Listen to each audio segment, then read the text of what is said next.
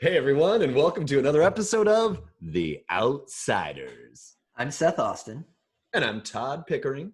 We're a couple of actors stuck on the outside trying to make our way to the inside of the biz. Hollywood, baby. I love this mic. Got this really cool... Oh, you have the same one, right? I have the exact same one. Oh, wow. I can't do that. At some point, Todd, you absolutely need to play like what's his name in Seabiscuit? He won supporting actor for it. William H. Macy played the radio announcer. I feel like that's like you need to play like an old school like radio announcer at some point in your that's a funny story. You absolutely do. I did do a friend of mine worked on a screenplay of the guy that invented NASCAR. It was done out of moonshining. Is that right? Yeah, so that's another topic. That's not what we were supposed to talk about today. But she That's had a great me read. idea for a film. She had me read the 1950s radio announce like of the car race. You know. Yeah. And here they go. They're going around the vet, and and it was commissioned by the granddaughter of this man. And they came up to me afterwards and they go, if this movie gets made, you need to be the radio announcer. And there's a crash here. There's a crash on the track. Look out. Look out. There's flying debris everywhere. Hey, stop it. You might get my part. I'm stealing it from you, Todd. That part is mine. Can you imagine that? You and I going up against each other for a role? That's a casting team that has no idea what they want. Well, we could go with the guy with no hair and gawky looks, or the guy who looks exactly like he should play the role.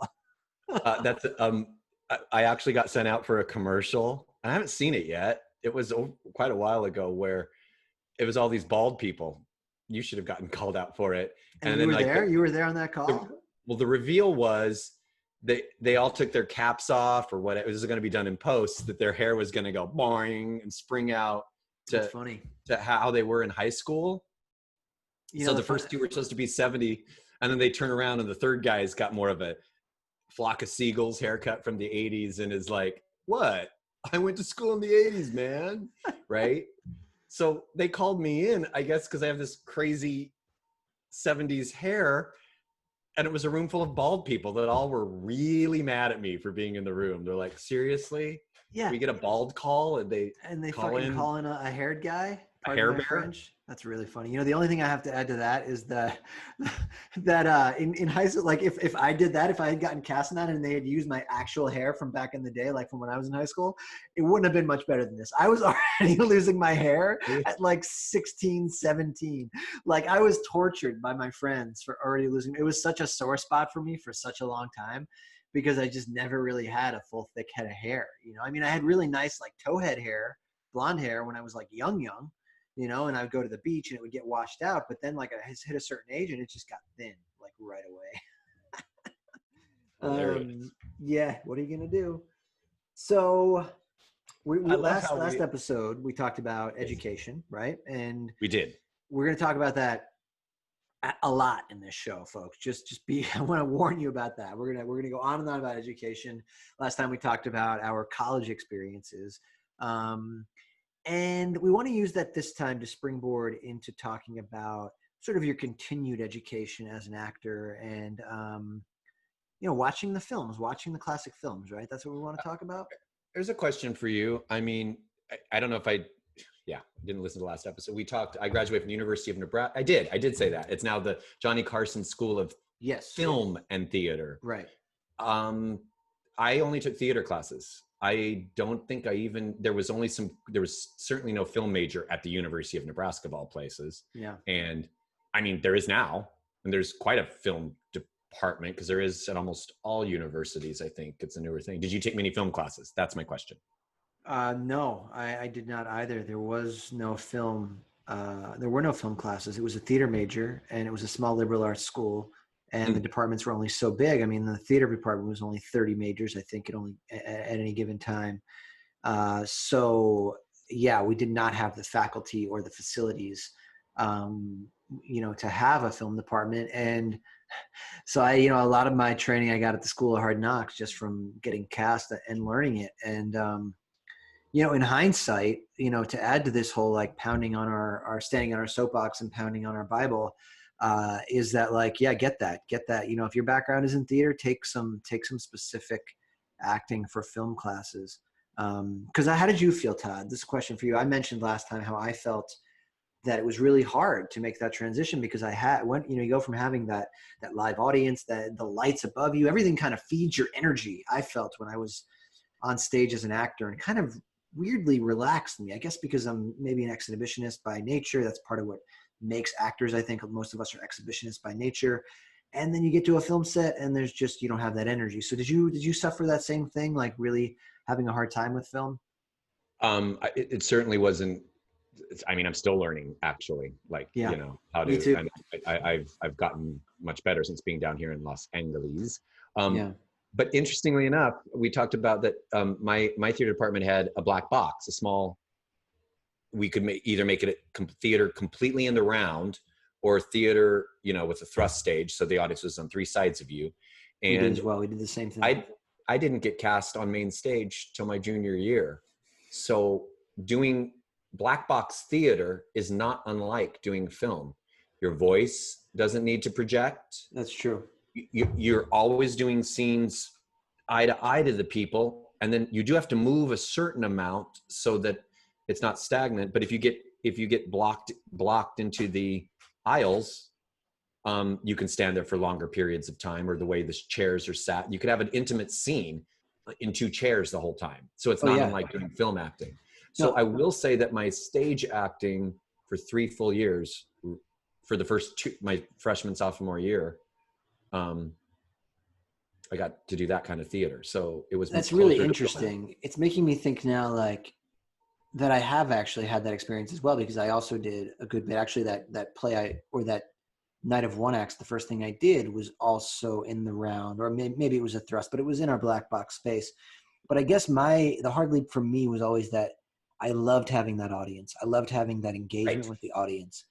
And when I didn't have that, it threw me off my game. It made me more self-conscious, you know? So that's been my struggle, is just overcoming that, making that mental leap that says, okay, so there's no audience there that's hanging on your every word. But you can still do the same performance, and you can just, it takes more trust. I think it takes more trust in yourself as an actor, you know, for me anyway, to pull off a good film performance, because you have to just understand that, like, even though you're not getting that response, you're still doing a good job. You know what I mean? But I will say this: if you've worked in the theater and you've gotten the experience of the audience, especially in a comedy where you're hearing the laughing, you're hearing how it rolls, you're hearing the punchlines. Yeah. I think those actors that have done that translate better to film than the other way around, because you kind of look at the script before you get on set and go, this is a really funny scene. How is this line going to land? Well, I don't have the audience. I'm going to have to trust the director. I'm going to have to trust my fellow actor more, which you do in whether it's theater or film. So I think you might get a key. And then again, in turn, I'll say the opposite. Like, for example, you know, the musicale, The Producers.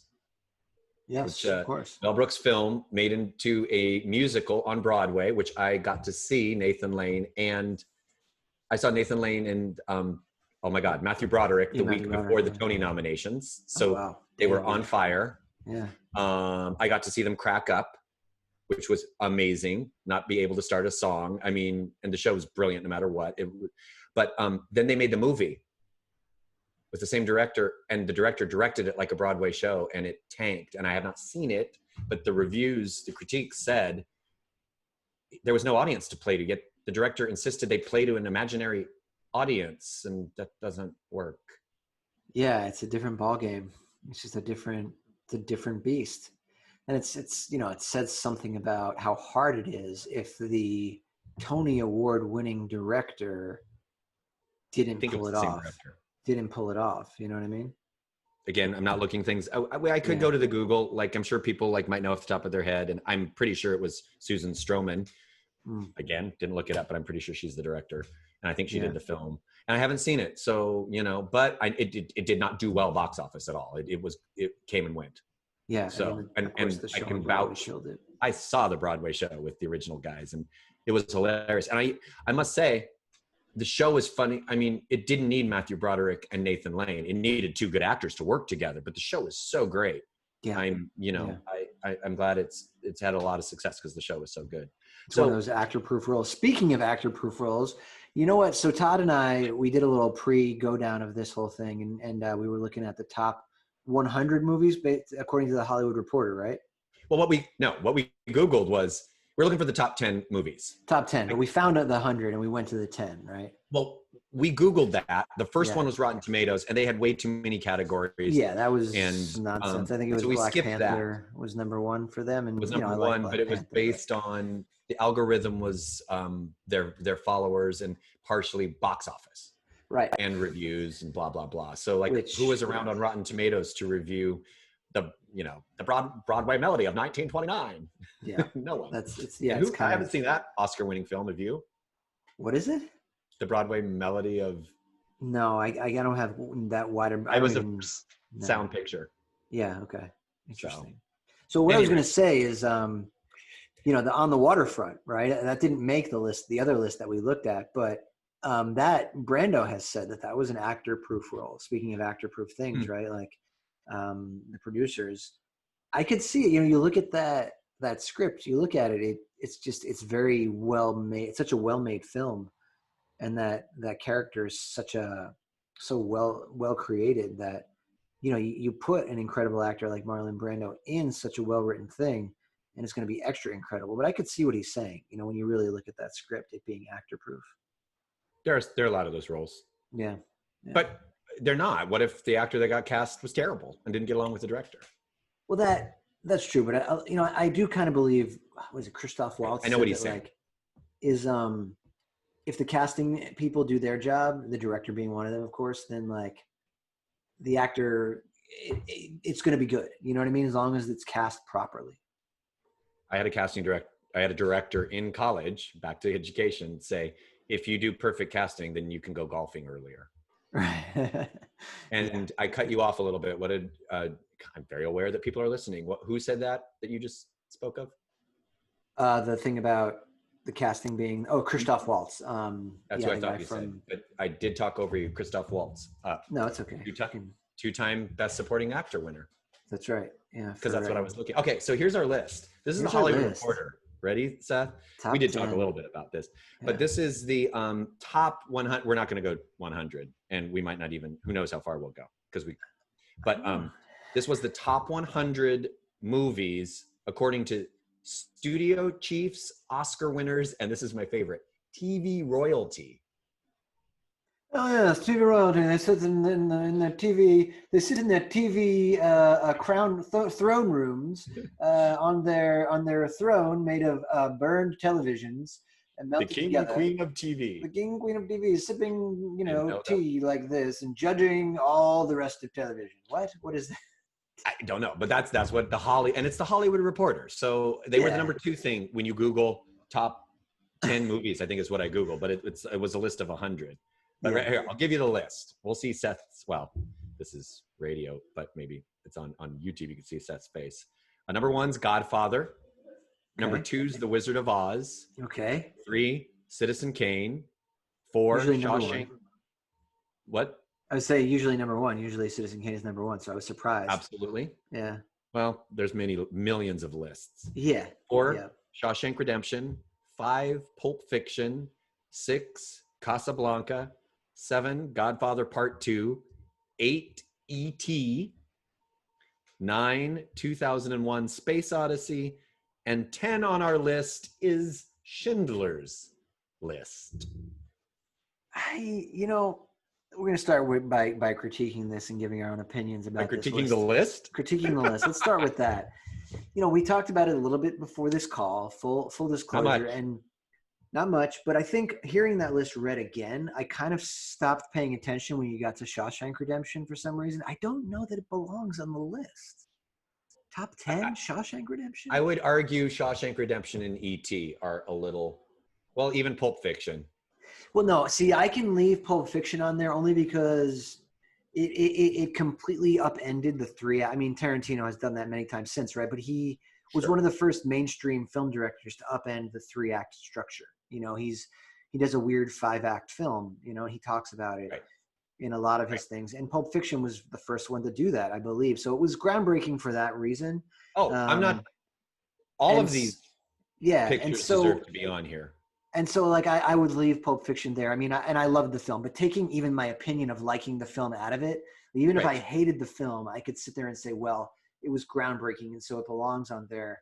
But even though I liked Shawshank Redemption, I'm like, and as far as E.T. is concerned, I may agree with you, but I would have to see it again. I'd have to watch it again as an adult. But the groundbreaking part was, Jaws was groundbreaking as the summer blockbuster. It sort of created the summer blockbuster. So by Steven Spielberg. So in a way, if you're going to say which movie was more groundbreaking, and I would rather watch Jaws over and over again than E.T. over and over again. E.T. seemed more like a kid's movie. Yeah, again, I'd have to watch it again. It's hard for me to say. I did watch Jaws recently, though. I watched it.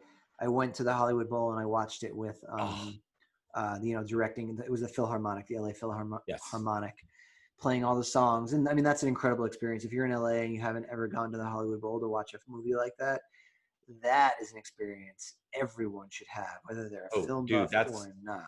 I will say the same thing. Like, if you're going to be a tourist in Hollywood, you're going to be depressed. There's not a lot there unless you get your tickets and pay attention to what Hollywood has to offer. And you go for summer vacation, you have to go to the Hollywood Bowl. Yeah. And that stuff sells out. Like, LA's, I feel like, a vacation you have to plan a bit in advance. But I will say, stuff like that. We have to say that Hollywood Bowl is canceled for the year 2020. There will be no season for 2020. So yeah, that's unless there's going to be, they do have some programs in October and November if something changes. But going back to the whole Jaws thing, I watched it again, and man, I enjoyed the heck out of that movie. But it's kind of a comedy at this point. It's kind of ridiculous. Like, if you watch it now, it's kind of over the top. And I won't People are getting eaten by a shark. What's that? It's kind of over the top. People are getting eaten by sharks, man. Yeah, but as a kid, it scared the hell out of me. As an adult, I found it like melodramatic and kind of funny. You know what I mean? So I wouldn't say, I still loved it. I'm not saying I wouldn't watch it again. I'm just saying that I don't know that as a result, it would ever just belong on like a top films list, or at least not in the top 10. You know what I mean? I didn't. Yeah, I agree. Only because it's a great film, and although it was really groundbreaking as far as the storytelling or the whatever, it was super groundbreaking in all of it, because you said groundbreaking, right? But the story itself, whereas like well, E.T. had a great story, and like even Pulp Fiction, I thought had like a lot of really fun story elements, and it was also groundbreaking filmmaking. Again, what the fuck do I know? But one thing I do know is that there could be a top 10 list of the most groundbreaking movies that have changed the movie industry, all the way from the dawn of what's the 1915 D.W. Griffith movie, Birth of a Nation. I've never seen it. The super 1915, right? But I think that was certainly the first successful movie ever made in Hollywood. Yeah, and it was and I'm sure it's supposed to be super racist. That's the never seen it. Yeah. So back to the list. And back to education too. I thought about the list and education. It's like these are films you have to see, man, if you're an actor. That's the crux of all this. It took us forever to get to this point. We've been digressing, but our major point with all this is to say exactly what Todd just said. You got to see these things. You got to be up on your stuff. Well, first off, let's discuss. Okay, you got to see Godfather Part 1 and Part 2 if you're an actor. And in that order. It's important to see them in that order. Yeah. I would see 1 before 2. Definitely. Well, just FYI. I guess that's really obvious, but I don't know why I felt like I need to say it. No, I suppose you do. I thought you were being kind of silly. Citizen Kane, number 1 usually, definitely. Gotta see it. Talk about a groundbreaking film that still holds up. That would probably be on the top 10 list of groundbreaking films. Yeah. With Orson Welles with his team, Yeah. Casablanca, we could argue that. We kind of just started talking about that, but two of the greatest actors of all time. Yeah, as an actor, you need to see it. Humphrey Bogart, Ingrid Bergman. Yeah, I mean, they're inspiring in those roles. They're incredible. It's definitely a romance. And it's definitely an old film. So it's not, I know the kids will be like, it's black and white, it's slow. It is. But it's definitely there. And 2001 Space Odyssey too. And okay, so I haven't seen it. And I have not seen Schindler's List. Did you hear that? So here we are. No, it's not. Now, I mean, we've just done a show, so now we both have a movie to watch, don't we? Right. We have our homework. We absolutely do. So 2001, I hadn't seen till last year. I have a buddy who should be, I mean, maybe when we start doing guests, he could talk circles around both of us on films. And he had, a Blu-ray, whatever, 2001 Space Odyssey. And I was waiting to see it on the big screen, 35 millimeter, all that stuff. Always missed it when I lived in San Francisco at the Same here. And I said, screw it. I'm just going to watch it while I was house sitting. Yeah. And I don't know. I know since that scene we'll talk about long, but man, I did not understand it. And you want to talk about slow, but I mean, it came out shortly before Star Wars, right? It was in the early 70s, I believe. Yeah. Yeah. It was definitely before Star Wars, but mind blown for all that. And, the score, the dun, dun, dun, dun, dun, bum, bum, bum, bump as they're flying through. I mean, it's like the whole song, Seth. It's like 8 minutes of them docking the ship, and you're like, to our modern audience, you're like, wow, 8 minutes of one, but See, but the ending, I'm like, hearing you say this makes me think that I actually should wait to watch it 35 millimeter on the big screen, like when the Vista finally, when the movie theater finally back. Don't watch it on your phone. I'm not gonna watch it. Well, my TV just broke and I ordered a new one. And it's supposed to come tomorrow. And it'll be bigger, and maybe I will watch it now that I have a nice, 55-inch television, and hopefully my surround sound comes back, and maybe that'll be it. I need to watch it. I'm just gonna watch it. I did see Lawrence of Arabia, which did not make this list. I have not actually watched that one.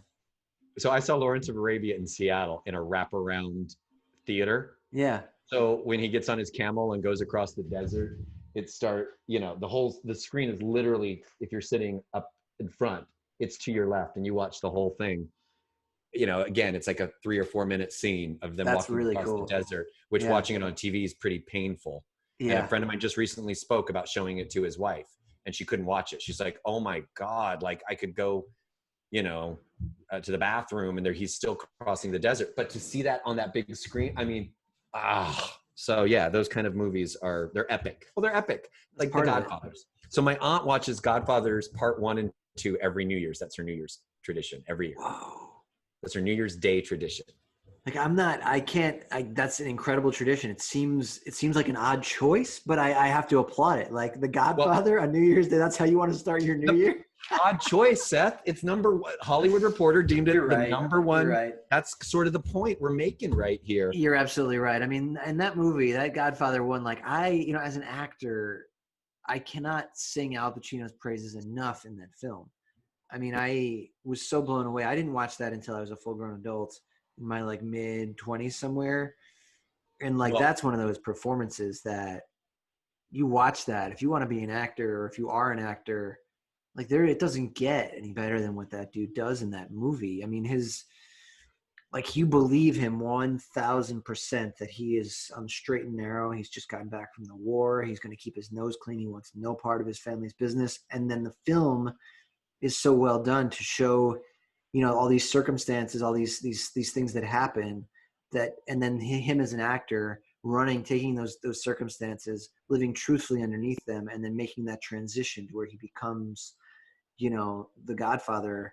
Slowly. Spoiler alerts? Are we supposed to do spoiler alerts? Spoiler alert. I mean, this show is going to be littered with them. We said that once before. You're going to just have to live with it. Well, and here's another problem. You haven't seen The Godfather? Yeah. Well, why are you listening to us? Yeah, go watch get off your tookies and go watch The Godfather. Hey. Tookies. That is so East Coast. Get off your friggin' tookies. We didn't use tookies in Nebraska. But no, seriously, that's another point. You have to watch these movies because they're going to be referenced in pop culture. Yeah. And they're going to be, The Godfather and it's the only movies ever to have won Part 1 and Part 2. Yeah, to win the Best Picture. Win an Oscar, right? Oscars, yeah. The only time a sequel's ever won. And by the way, I'm giving away the trivia question, but name the only character that has won 2 Oscars. 2 different actors played the same character. I feel like I knew this at one point. Well, you need to kind of get it right because what we're talking about. There's a big spoiler. No pressure. Stick on the subject. Oh, yeah, because Robert De Niro won it for the same character, right? Because Al Pacino won and then Robert De Niro won? No, The Godfather, You are correct, but it's Brando plays the Godfather, Don Corleone. Oh, in right. the first movie. Right. Sorry. Won the Right. Oscar. That's what I meant. Yeah. I knew you meant Yeah. that. Yeah, it's all very confusing. So for those of you who haven't seen it, but Don Corleone is played by, again, why haven't you seen it? It's played by Brando. Right. And then in Godfather 2, De Niro plays a young Don Corleone in flashbacks, and the story juxtaposes it. And he won Best Supporting Actor. So they're the first time somebody's won for playing the same role. There's some fudgy. Some people have said so-and-so played the queen, whatever. But I mean, literally playing the same character in a sequel, yada, yada, yada. Right. The same franchise, at least. Yeah, right? yeah. Same franchise. And the same character, just different. Same exact character. Yeah. Yeah. That's interesting. Very, very interesting. Very, very interesting. Yeah, I mean, I want to watch 2 again. And of course, like everyone says, do not watch 3. Do not watch 3. Do not pass go. Do not collect $200. Do not. Yeah, but like 3. the Star Wars fans, they love the people. Hardcore Godfather fans will defend 3. And really? Yeah, I've heard some. Okay, where he's just like they will acquiesce. It is not 1 and 2. They will acquiesce, but yeah. So. My aunt says she'll watch 3 every once in a while. She goes, if I'm wide awake and haven't drank too much Chianti, pasta hasn't put me to sleep. So, Yeah. Let's talk about Citizen Kane for a minute. I watched what I was just realizing about Citizen Kane when you talked about it is that apart from being a technically incredible movie and Orson Welles' achievements, it also kind of set the stage for that trope of like the very powerful megalomaniacal guy who has this like flaw, this like in filmmaking or in TV, like the Sopranos, right? The Tony Soprano character, or or Don Draper in Mad Men. It's very interesting how that I think it's safe to say that Citizen Kane, took that. It's very. Yeah, it really like started a sort of legacy in film and TV with that kind of character. And then again, and spoiler alert, big time. That movie is one of the biggest world spoiler alerts for the theme of it. But in pop culture, if you wait too long to watch that, you're going to know the last line of the movie. You're going to hear it. It has been bandied about hundreds of times in pop. Simpsons. The likes of the Simpsons or a Family Guy kind of shows. 2001 Space Odyssey too. I mean, I told you, I just saw it last year and you haven't seen it. You're going to watch it and go, oh, I've seen that scene. Oh, yeah. I think the Simpsons did a 2001 Space Odyssey. Yeah. Oh yeah, they definitely did. I forgot all about that. Yeah, they absolutely did. So it's one of those movies too. You wait too long to see, you're like, okay, I know this scene. I've never, ever, ever seen this movie, but it's been referenced in so many places. Or like Animal House. I watched Animal House not until I was an adult, and I was like, oh man, like Old School is exactly the same movie, but better. Same kind of thing. Like I've seen this. Right. Well, yeah. And then the last movie on the list, well, not the last, but the big one that we were talking about is Shawshank Redemption. We mentioned at the top of the show. Sorry. Should that be on the list? But I would say its number one achievement is the performances, is the relationship between Morgan Freeman and, oh my God, Tim Robbins. I always say the author Tim Robbins. I don't think either of them won the Oscar. Sometimes those two leads. No, they didn't. I don't think that they did. But they sometimes cancel each other out. When you've got two strong leads, it's hard for Oscar voters to pick one over the other. Yeah. That's what happens. I agree. Yeah, of course it does. I mean, it makes sense. But sorry, I got super distracted thinking about that movie. That movie, I watched it. Man, the guys in my freshman year dorm were obsessed with that movie. So it was always on in someone's room. And like that was one of those films where the first time I saw it, I was like as into it as everyone else was, but it doesn't have the rewatchability. No, I don't think so. It starts to seem a little bit sentimental. It starts to seem a little bit just I don't know. It loses its power after rewatching it after the first time anyway. Yeah, for being number 4, this is on their list. It's not ours. Yeah, so number 4, it's a sentimental movie. Yeah. Again, though, did they do sentimental good? Yeah, of course. I mean, it doesn't. If you like sentimental films, that's probably going to be your number 1. But also, you know, there's nothing wrong with sentiment and making a movie sentimental. They're bad when they're over sentimental. That's true. And I don't think that movie was. It straddles that line very, very well. Right. It gets. Yeah. Yeah. Well, you know what it achieved. You know what it managed to make a prison-based sentimental film. You know, that's a challenge. I'll give it kudos for that. You know, a movie about a bunch of criminals. You know, and it's like, okay, yeah, it's kind of beautifully sentimental. That in and of itself is an incredible achievement. I'm not even saying that jokingly, although it's kind of funny, I guess. Yo, Seth, I got an idea. Todd. We have to go when we're done with the show for next show. Let's go to the Hollywood Reporter's top 100 movies. Uh-huh. And let's put our top 100. Let's put our top 10 for the next show. Our top 10 out of their top 100. Oh, I see. And just narrow it down. Use their top 100. Yeah. It's not going to be easy. It's not going to be. There are no wrong answers, Seth. What do you think? I mean, yeah, are you and I, are Seth and Todd, will Seth and Todd be able to come to a consensus? Will this blow up their friendship? Will all of Todd's hair that is not all gray yet go completely gray? Will he lose his shtick? Let's read our list next time. Just see. Yeah. You know, I mean, whatever. We'll just use that page, like kind of their whatever. We'll, you know, and we'll try to defend it'll just be interesting to see what we think. Yeah. No, we should absolutely do that. Let's I'll take a look maybe at not it. The next episode, but I'm going to do it right afterwards and see what happens. Yeah. We will come back to you. I don't know if you're going to edit this out because I sprung this on you. No, it's all right. I'm not going to edit it out. I'm going to throw something in here that's super random that I meant to mention last episode that I don't ever want. I want to get this out there while I'm thinking of it. Yeah. I talked about Kiefer Sutherland in the last episode, and I have to tell everyone that he was one of the most generous tippers I've ever experienced. The bill for their table of 5 was, or 6 or whatever it was like $800, and they tipped at least $400, or he tipped at least $400 dollars on that. Now, the tragic part of that story is my stupid restaurant that I was working at was shady, and a lot of restaurants did this. They were stealing our tips. And so I didn't see all of that $400. I eventually got it back from a lawsuit that we filed, which was the thing that was happening all over the city at that time. But yeah, Kiefer Sutherland is an incredible tipper. Really nice guy. Anyway. Well, so we need to wrap up, but that's a perfect segue to my restaurant.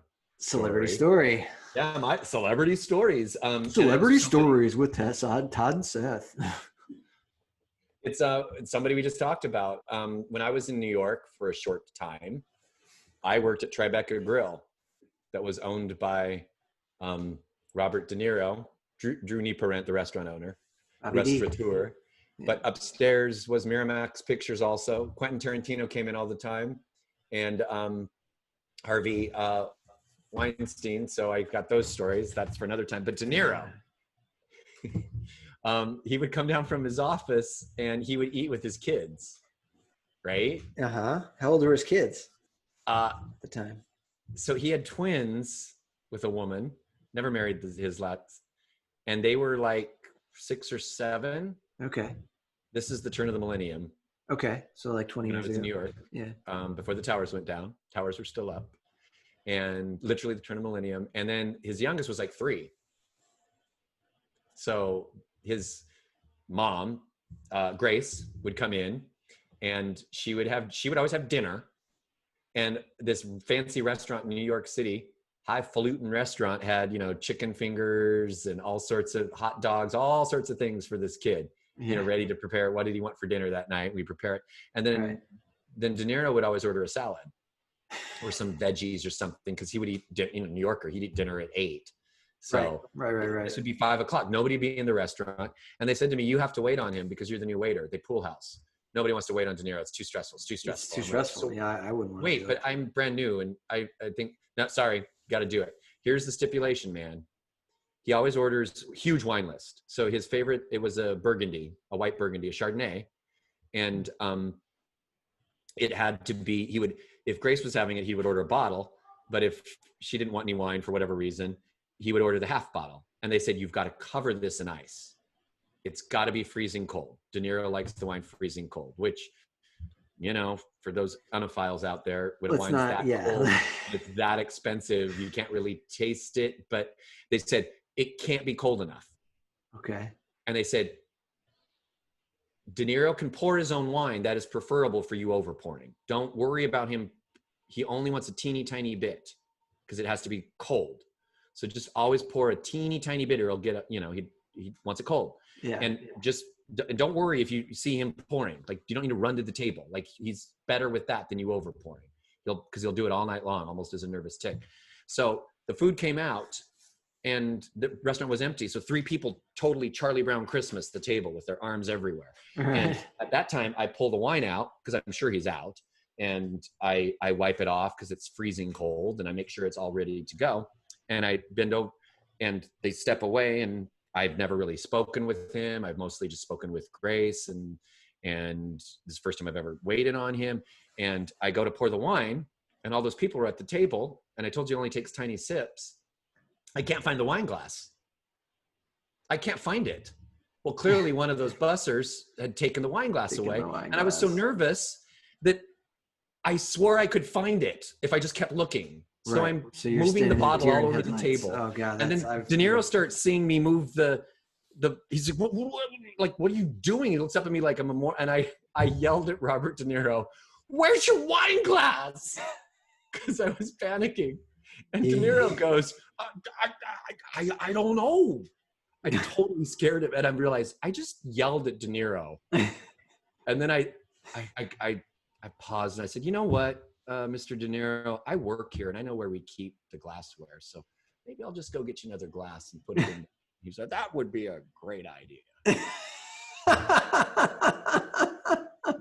What did you?